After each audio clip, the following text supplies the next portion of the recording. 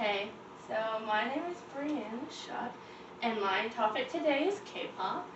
So basically, what is K-pop? It is the subgenre of Korean music. That's what that is. I was gonna share a quote, but I'm not. So my personal story is when I was in the 8th grade, I had a really rough time. Then I came across K-pop and BTS, and they taught me how to love myself, and my mental health is better.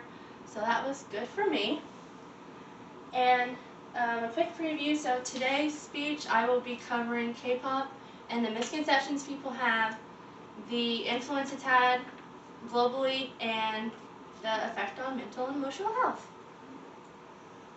So need to know. Reason why we need to know about this is because it is actually becoming more popular in our culture.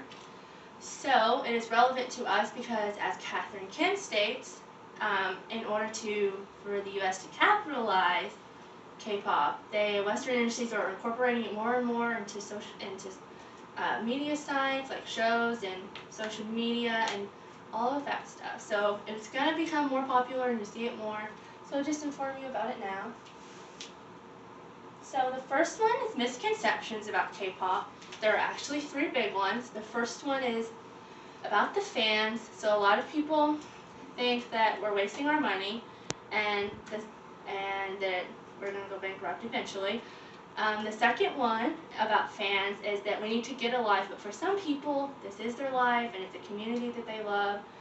So that's also another one. And then misconceptions about language barriers.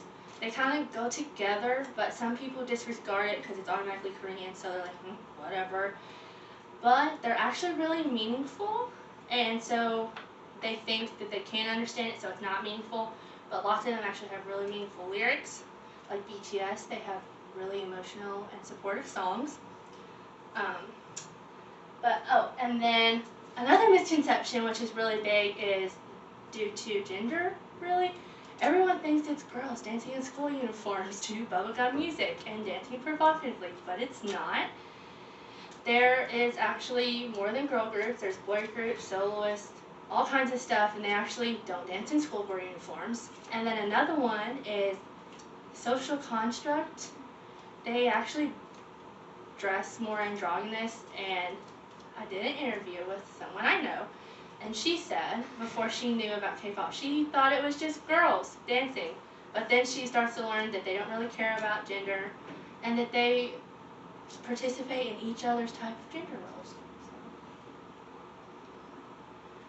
So the international impact is training and appeal. So rigorous training to ensure perfection is what because they're way more invested, grabs people's attention, so it makes them popular.